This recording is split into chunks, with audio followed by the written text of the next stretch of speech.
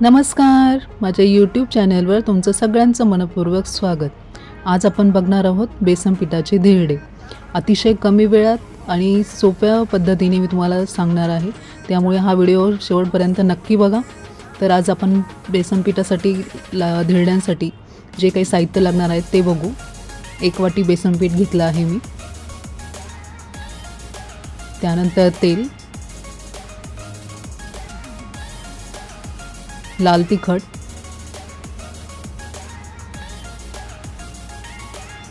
यात हळद आणि हिंग घेतला आहे मी, चवीनुसार मीठ आणि कापलेली भरपूर कोथिंबीर.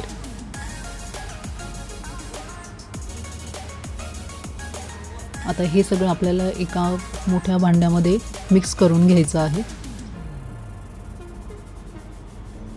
अतिशय छान कुरकुरीत जाळीदार असे डोशांसारखे हे धिरडे होतात. हे तुम्ही डब्यालाही देऊ शकतात मुलांना. आपण ब्रेडसोबत चपातीसोबत खाऊ शकतो. त्यामुळे तुम्ही नक्की ट्राय करा आणि मला कमेंट बॉक्समध्ये सांगा तुम्हाला ही रेसिपी कशी वाटली ते. त्याआधी मी तुम्हाला सगळ्यांना एक रिक्वेस्ट करते, जे कोणी माझ्या चॅनलवर नवीन असतील त्यांनी प्लीज माझ्या चॅनलला सबस्क्राईब करा, लाईक करा आणि जास्तीत जास्त माझे व्हिडिओ शेअर करायला विसरू नका. आपल्याला ते सगळे साहित्य एकत्र करून त्यात थोडंसं गरजेनुसार पाणी टाकून मिश्रण बनवायचं आहे. जास्त घट्ट पण नको आणि खूप पातळ पण नको, अशा प्रकारे आपल्याला मिश्रण बनवायचं आहे. जसं तांदळाच्या घावणाला आपण पीठ भिजवतो तशाच पद्धतीने हे पीठ भिजवायचं आहे. पाणी गरजेनुसार घ्यायचं आहे, म्हणजे पीठ जास्त पातळसुद्धा होत नाही. अतिशय छान असे हे धिरडे होतात, हे चवीला आणि जाळीदारही होतात. यासोबत कुठल्याही चटणीची वगैरे काही गरज पडत नाही, पण आपण लोणचं सोबत किंवा सॉससोबत सर्व करू शकतो.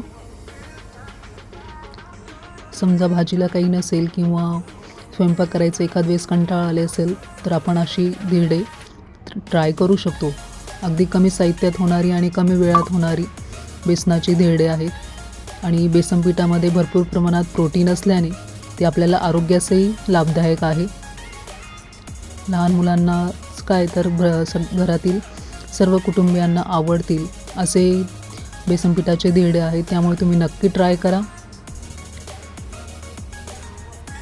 अशा प्रकारे हाताने सुद्धा पसरवू शकतो आपण. मी दोन्ही पद्धतीने तुम्हाला दाखवणार आहे. हाताने पसरवून आणि चमच्याच्या साहाय्याने सुद्धा आपण ही धिरडे बनवू शकतो. हाताने पसरवलं तर जास्त आपल्याला आपल्या सोयीनुसार सगळीकडे व्यवस्थित धिरडं पसरवता येतं. अशा प्रकारे मी हाताच्या साहाय्याने पसरवलं आहे धिरडं. नंतर बाजूने आपल्याला तेल सोडायचं आहे, जेणेकरून धिरडं व्यवस्थित निघेल आणि ते खाली लागणार नाही.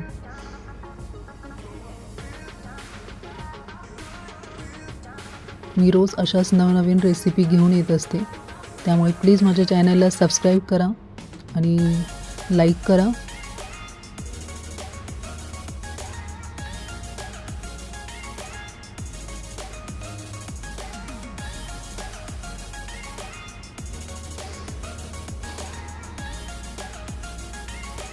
अतिशय छान टेस्ट असणारे हे धिरडे आहेत.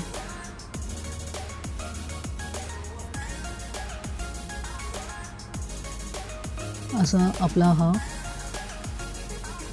बेसन पिठाचं धिरडं रेडी आहे. आता मी चमच्याच्या साहाय्याने दाखवते तुम्हाला. चमच्याच्या साहाय्याने सुद्धा खूप कमी वेळात होते आणि पसरवताही येतं व्यवस्थित. पण ज्याला ज्या पद्धतीने सोयीस्कर वाटेल त्या पद्धतीने तुम्ही बनवू शकता.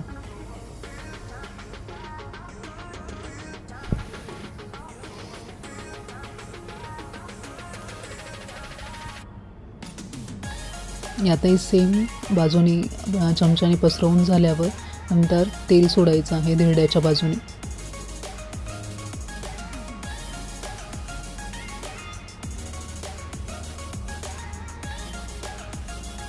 अशा प्रकारे आपले कुरकुरीत आणि जाळीदार डोसे रेडी आहेत बेसन पिठाचे. याला धिरडेही म्हणतो आपण आणि बेसन पिठाचे डोसेही म्हणू शकतो. त्यामुळे तुम्ही नक्की ट्राय करा आणि मला सांगा कमेंट बॉक्समध्ये की ही रेसिपी तुम्हाला आवडली असेल तर. आणि भेटूया अशाच नवीन रेसिपीमध्ये. थँक्यू.